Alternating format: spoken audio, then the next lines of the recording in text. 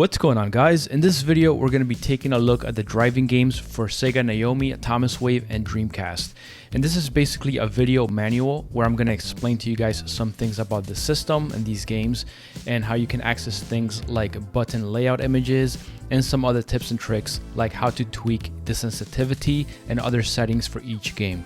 Now, before we get started, I do want to point out that for most games, the buttons that are going to be used are these four face buttons, your paddle shifters, the D-pad, the share and option buttons, the PlayStation logo button, which is basically your home button, and obviously your gas and brake pedals.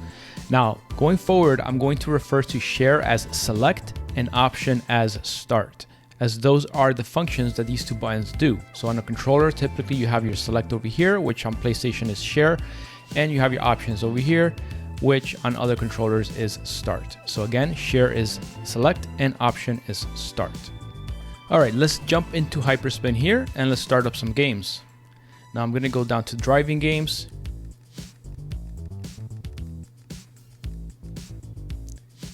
And I'm going to go into the genre and I'm going to select Dreamcast. Let's just start up a game here, 18-wheeler.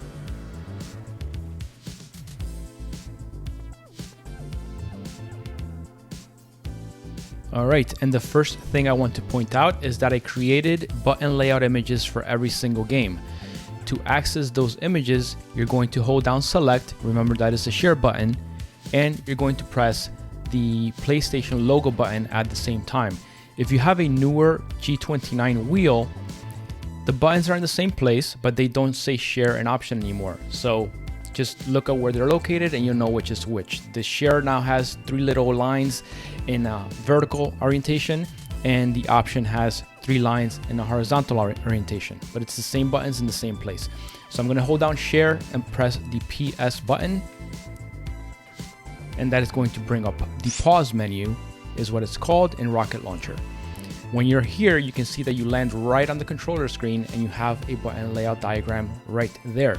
Now to make that bigger, you use your D-pad down and you press that PS button again, but by itself this time, not while holding share. So press PS button and it blows it up.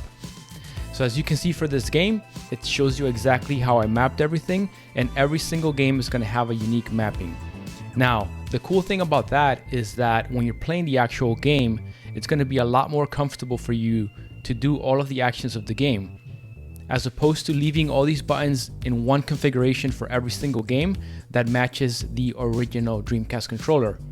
Now, doing that would be a lot easier to navigate the game menus, but when you're playing the game, a lot of these games are configured in a way that when you're playing it on a wheel is not very comfortable if you leave that default configuration that matches a Dreamcast controller. So that's why I did this on a per game basis. And that's why I provided these images or button layout images that show you exactly what button does what in each game.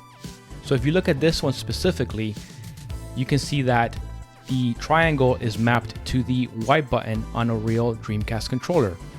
The right paddle shifter is mapped to the A button on a real Dreamcast controller.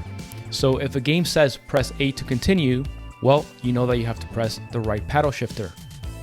So the cool thing about this layout here is that once you go to it, you select it and you blow it up like this. If you exit pause, so to exit the pause menu, you also hold down share and the PS button.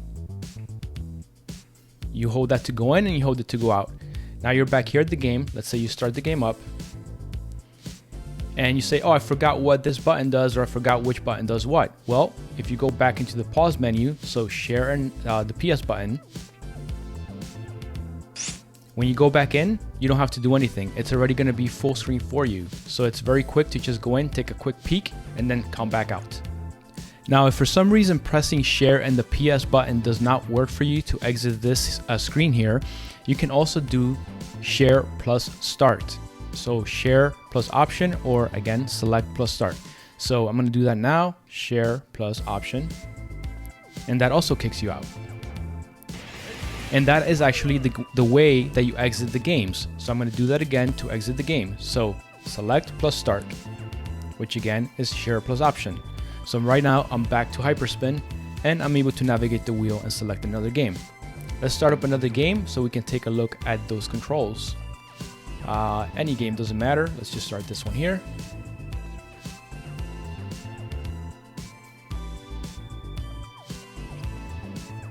Game loaded. You want to take a look at what the controls are for this. You hold down you hold down select plus the PS button. You're here, D-pad down, PS button on its own to blow it up, and there you go. You have horn, shift up, e-brake, shift down, and then the D-pad is going to be rear view or camera. Change the camera angles. Obviously you have your gas and you have your brake. So to exit this, again, two options, either hold down select and the PS button or select and the start button. So I'm going to do select and the PS button, and I'm back to the game. Okay, so another thing I wanted to show you here in the pause menu is that you can do save states and load states. So right here I have King of Route 66 loaded in the background. I went into the pause menu. Now I'm going to use my D-pad, go over to save state. And that was D-pad right. Now I'm going to do D-pad down to select that save state number 1. Then I'm going to go ahead and press the PS button. It's going to exit here and it's going to do a save state. Up there on the left, you can see that path. That means it's saved the state. Now I'm going to go back into the pause menu by holding select and the PS button. And then here in the background, it'll show you a snapshot of where you did the save state in the game. So to go back to that snapshot, go up to save state, go to the right to load state, and select load state number 1. Press the PS button. And there you go. It took you backwards to that same spot. Alright, so the next thing I want to show you guys is how to tweak the settings for these games. Now, I went through every single game and I tweaked the sensitivity of the wheel, and obviously every game is mapped differently as we just went through, but here you can actually change those settings to your liking, as I know that especially things like wheel sensitivity can be very personal.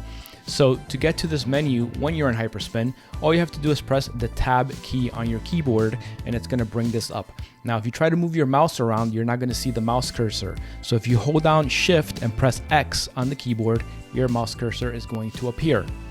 So now we can actually go into settings and you have access to all different settings for the emulator. Now in here, if you go to controls, you really don't want to change anything else, all right? So if you go into controls, because let's say you just want to change the wheel sensitivity, then over here next to Logitech G29, you have map and you have settings. And this button here, the settings, if we click on that, that's going to show you the rumble, it's going to show you the dead zone, and it's going to show you the saturation. The higher you make the saturation, the more sensitive the wheel will be. And this basically same thing for the dead zone. You guys know what a dead zone is. Some games actually benefit from having a little bit of a dead zone, in my opinion. So that's what you see here. This particular game is set to 1% dead zone and 130 saturation.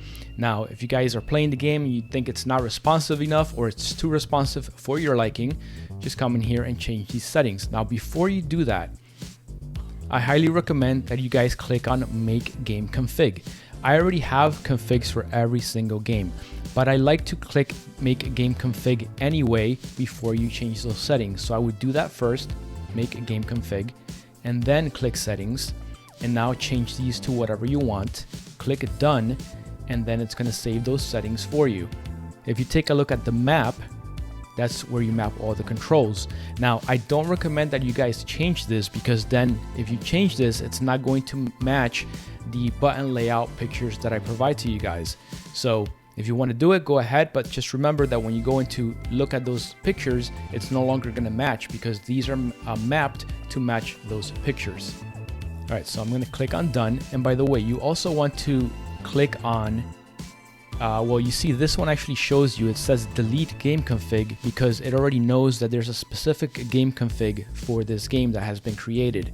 For some reason out here, I find it that it doesn't always show you that. Like, it'll show it now because I just clicked make game config, but if I exit and go back in, it doesn't always show that there is one. That's why I always like to click that first, as I found it's the safest way to do that. And by the way, doing that will also save other settings in here. So if you change the controller type, or you change whether there's a Sega VMU or not, or a vibration pack, it'll save all those settings on a per game basis. Now I have all the games set to Sega VMU, so you can do save states, and also vibration pack so that you have rumble. So most Dreamcast games are going to have a spring effect that comes from the Logitech software itself, so your wheel is not super loose. I have it set on 30% for Dreamcast, and most games are going to have a vibration, so it feels very nice. It's almost like having native force feedback. Not quite as good, but it's better than nothing. Now some games will not remember the controller setting for having turned on rumble. So most games have it, but if you go into a game and it doesn't have rumble, go into the in-game options, like you would normally from the start menu, or when you land on the game home screen, if it has the options menu, go in there and it'll usually have rumble on and off, or jump pack or something like that on and off in the controller settings. Like I said, most games are going to have that on by default. There's a few that you need to turn it on every time you play the game. And I believe if you do a save state within the game itself through the menu, a lot of times it does save that option, but I could have missed a few of them. All right, so let's say you came in here, you changed some settings to your liking. All you got to do when you're done is click done, and then click resume, and that's going to take you back into the game. I'm going to hold down select and press the start button to exit the game. Now we're back here, and I'm going to go ahead and go over to Sega Naomi. Now for Naomi, you cannot go into that the settings from within Hyperspin, and I'll show you why. Let's start up this game.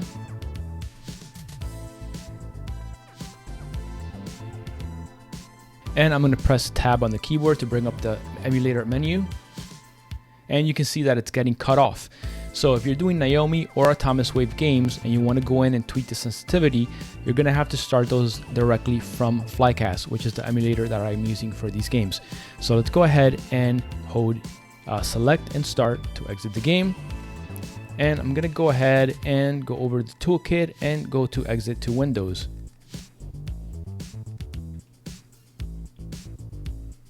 Alright, then once you're back at the desktop, if a window doesn't already open for you, you can just go over here to this PC. And over here in my shortcuts, I already have an emulators folder. And I'm going to look for Flycast. And there is Flycast driving games.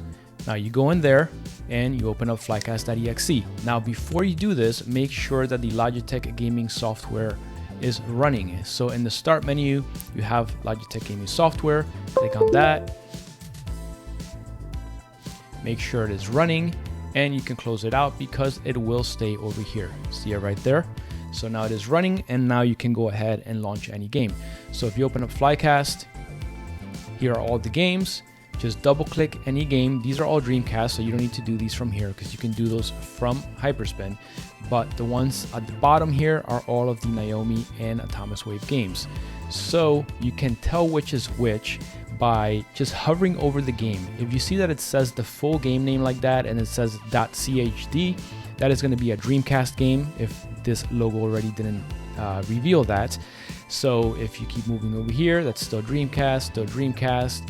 Now you get to 18-wheeler here, and now it turns into a zip, and that's how you know that is the Naomi version of 18-wheeler, whereas this one up here has a CHD after it, so that is the Dreamcast version of 18-wheeler. So I'm not going to show you what to do because it is the exact same thing that we did through Hyperspin. You double click one of these games, it's going to open up, you press tab, and you're going to get the same menu. You go through the same steps that I just showed you. So now I'm just going to close this out. And by the way, here you have your mappings folder. That's where all of those changes are getting saved. So you see that I have one file for every single game that I tweaked. Now let's say you did something to a game, you don't like how it feels, you don't remember what setting it was on, something's wrong, you want to get back to the way that I shipped it. Well, you have a backup here of the mappings. So you can open up this backup, you can select whichever game it is that you're trying to get back to normal and copy the file and paste it back over here, replace the one that you modified, and now everything's back to normal. Now, That's easy for Naomi games, not Naomi games, Dreamcast games, because they have the actual game name in the file. But for Naomi and Atomiswave, they do not. So you can also grab the entire folder and grab every single file and paste it back over there, and then you're back to normal. But if you only want to affect one game, the easiest thing you can do is in your mappings folder, go to date modified and arrange it by date modified. And the latest file that you were just working on for the game that you tweaked should be at the very top, right? So then you just find it over here, whatever it is that, you know, the matching file over here, and the backups folder, copy that one and paste it back over here. And now you're back to normal. All right, guys, that is going to be it for this video. I hope that is helpful, and I will see you guys on the next one.